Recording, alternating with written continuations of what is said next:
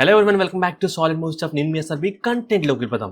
2 August 2025 Saturday అంటే ఈ రోజు evening Ojas Gambheera they call him OG movie నుండి ఒక అద్రిపోయే song title dash fire storm release కాబోతుంది.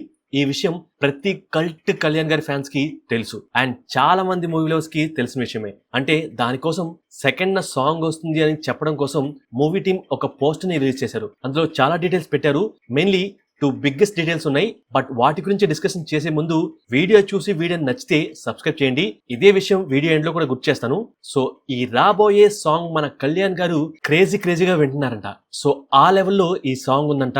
అంటే ఈ మూవీలోని హంగ్రీ చీతా కూడా సేమ్ అలాగే అది పబ్లిక్ రిలీజ్ కాకముందు నుండే ఆయన విపరీతంగా వింటూ వచ్చారంట. And in the same way fire Storm song కూడా దానికి మించి ఆయన వింటున్నారంట. సో ఆ సాంగ్ ఏ లెవెల్లో తమన్ గారు కొట్టారో జస్ట్ ఇమాజిన్ చేసుకోండి. సో ఇక్కడ కళ్యాణ్ గారికి తెగ నచ్చడం అండ్ అది కూడా హంగ్రీ చీతా కంటే నెక్స్ట్ లెవెల్లో ఉండడం అనేది not an ordinary thing. So మీరు ఎంత హైప్ పెట్టుకున్నా ఆ సాంగ్ దానికంటే నెక్స్ట్ లెవెల్లో ఉంటుందని ఖచ్చితంగా అనిపిస్తుంది. నిజం. ఇక మన ఛానల్ సబ్స్క్రిప్షన్ అంటారా, మనం క్రాష్ చేసిన details with little bit of story మీకు నచ్చితే లైక్ కొట్టి సబ్స్క్రైబ్ చేయండి.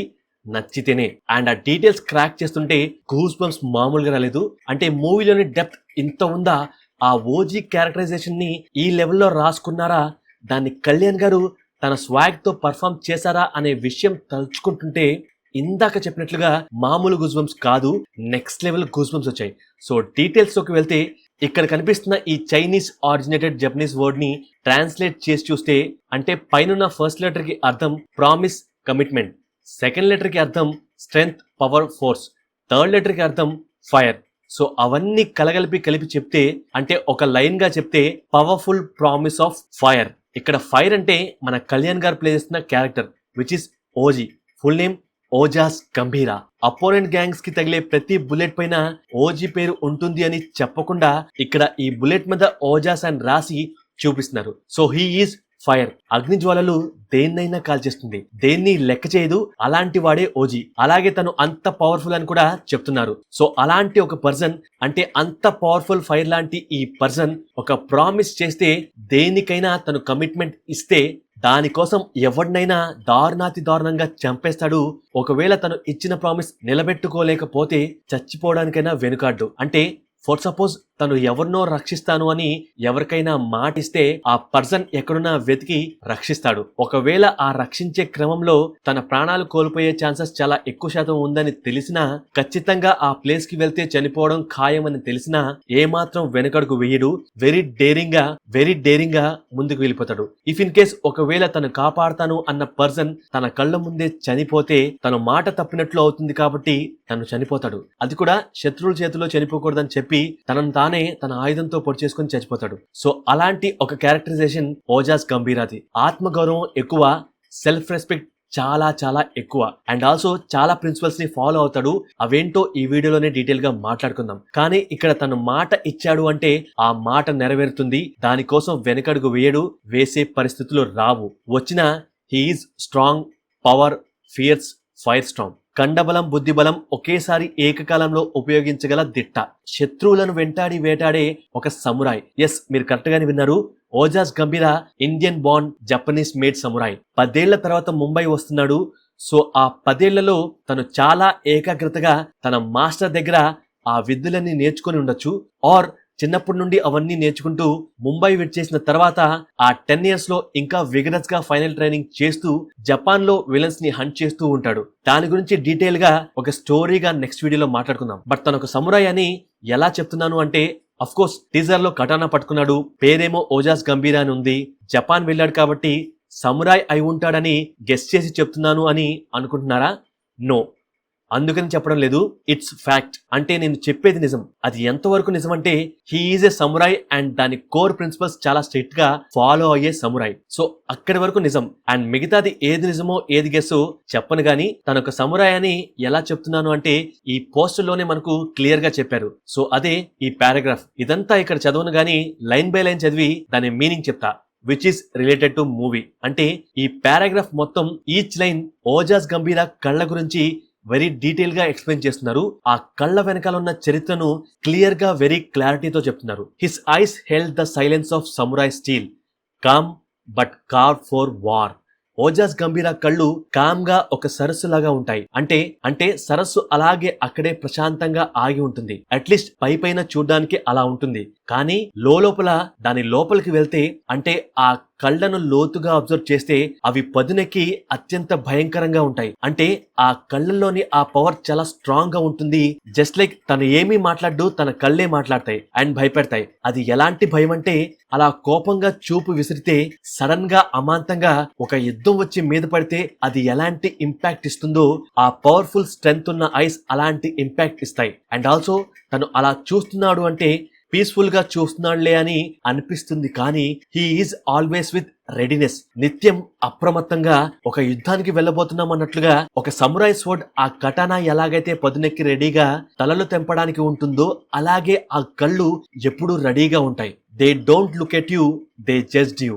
అంటే మీరు అనుకుంటారు తను జస్ట్ అలా చూస్తున్నాడులే అని, కానీ నిన్ను అణువణువు చూసి లెక్క కడుతున్నాడు. చాలా సైలెంట్ గా నిన్ను చూసి నీ క్యారెక్టర్ ని డిసైడ్ చేస్తున్నాడు. అంటే నీ అపియరెన్స్ మాత్రం చూస్తున్నాడులే అని నువ్వు అనుకుంటున్నావు, కానీ నువ్వేమనుకుంటున్నావు, నీ నెక్స్ట్ స్టెప్ ఏంటి, నువ్వు నెక్స్ట్ స్టెప్ ఏం వేస్తావు అన్న అంచనా కూడా తను ఆ ఒక్క చూపుతో లెక్క కట్టేస్తున్నాడు. In their depth was a history soaked in blood and cherry blossoms. ఆ కళ్ళల్లోకి డీప్ గా చూస్తే బ్లడ్ అంటే అప్పట్లో జరిగిన వైలెన్స్, యుద్ధాలు అవన్నీ. చెరీ బ్లాసమ్స్ అంటే పీస్, అందమైనవి కూడా ఆ కళ్ళల్లో కనిపిస్తుంది అని అర్థం. అంటే గతంలో ఆ కళ్ళు చూసిన మారణకాండ కనిపిస్తుంది, అలాగే అందమైనవి మరియు అప్పట్లో కోల్పోయినవి కనిపిస్తున్నాయని అర్థం వస్తుంది. అంటే గతంలో ఆ కళ్ళు అవన్నీ చూసింది అని చెప్తున్నారు.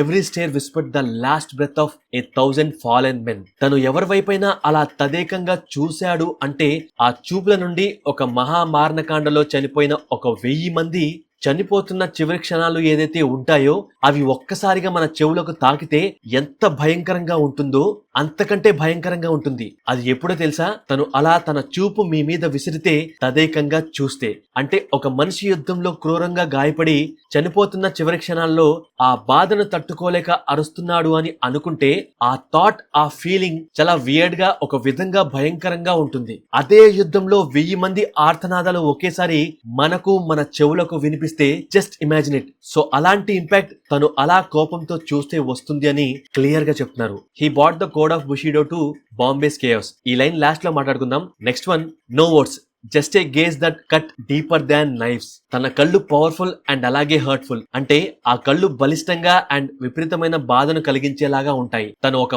మాట మాట్లాడకుండా జస్ట్ అలా చూస్తే చాలు, ఎంతటి పదునైన ఆయుధమైనా దాని ముందు పనికిరాదు. అంత బలంగా లోతుగా ఇంపాక్ట్ క్రియేట్ చేస్తుంది ఆ చూపు అని అర్థం. And next, he bought the code of bushido to Bombay's chaos.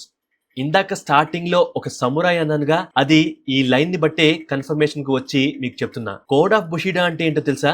అదొక samurai code of conduct. Japanese samurai follow అయ్యే ఒక నిబంధన, అంటే కంపల్సరీ రూల్స్ అనుకోవచ్చు. అవే రైచియస్నెస్, ధర్మం, న్యాయం అంటే నీతిని పాటించడం, కరేజ్, ధైర్యం అంటే భయాన్ని ఎదుర్కొనే సామర్థ్యం, బెనివోలెన్స్, ఉపకారం, దయ అంటే ఇతరులపై దయ చూపించడం, రెస్పెక్ట్, గౌరవం అంటే మర్యాద ఇవ్వడం, ప్రశంసించడం, ఆనెస్ట్, నిజాయితీ అంటే నిజాయితీగా నీతిగా ఉండడం, ఆనర్, గౌరవం, పరిరక్షణ అంటే ప్రతిష్ట పెంచడం, మర్యాదగా ఉండడం, లాయల్టీ, విశ్వాసం, నమ్మకం అంటే విశ్వాసవంతంగా విధేయతగా ఉండడం, సెల్ఫ్ కంట్రోల్, ఆత్మ నియంత్రణ అంటే తనను తానే నియంత్రించుకోవడం. సో ఈ కీ ప్రిన్సిపల్స్ తోనే ఆ సమురాయ్, బుషిడో ఫాలో అయ్యే వాళ్ళు బ్రతకాలి.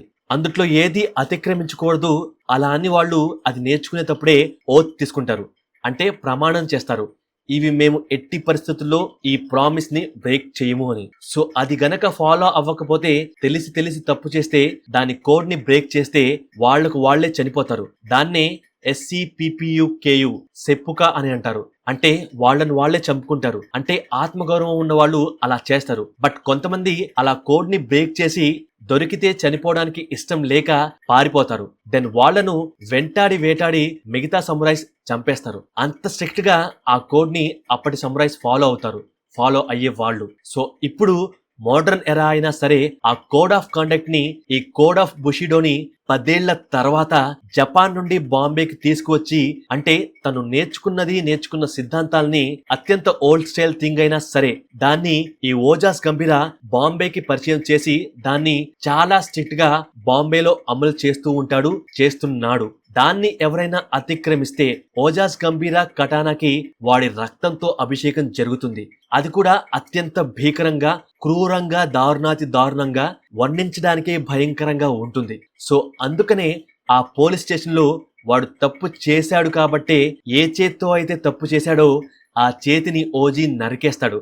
అది జస్ట్ ఒక వార్నింగ్ సైన్ అనుకోవచ్చు. ఇప్పుడు just imagine it, Ojas గంభీరా rain లో, అంటే తన బాంబే రూలింగ్ లో ఈ కోడ్ ఆఫ్ బుషిడో అమలు చేసి అది ఫాలో అవ్వకపోతే వార్నింగ్ సైనే ఆ రేంజ్ లో ఉంటే, మరి ఓజీ వార్ కి వెళ్తే జస్ట్ ఒక్కసారి ఊహించండి ఎంత క్రూరంగా ఉంటుందో. అంటే ఒక అనౌన్స్మెంట్ వీడియోలో హార్బర్ లో షిలియట్ షాట్ తో ఓజీ వచ్చి ఉచ్చపోయించి వెళ్తాడు అని మనకు పరిచయం చేశారు డైరెక్టర్ గారు. సో అది పేపర్ మీద పెట్టి మనకు చూపించారు. సో అది రియాలిటీలో, అంటే ఆ మూవీలో ఒకవేళ మనం చూస్తే అది ఎలా ఉంటుందో మీ ఊహకే వదిలేస్తున్నా. సో ఒక మోడర్న్ డే బాంబే సిటీలో ఒక డిసిప్లైన్డ్ వారియర్ చాలా సైలెంట్ గా బ్రతుకుతూ ఉంటాడు. తను సైలెంట్ గానే ఉన్నాడులే అని అపోనెంట్ గ్యాంగ్స్ ఎవరన్నా మితిమీరితే, హద్దు దాటి ప్రవర్తిస్తే, నిస్సహాయాల పైన ఆక్రమణ చేసి అరాచకం చేస్తుంటే, రూల్స్ ని అతిక్రమిస్తే, తను ఫాలో అయ్యే కోడ్ ఆఫ్ బుషిడో వాళ్ళు ఫాలో అవ్వకపోతే, తన గతంలో జరిగిన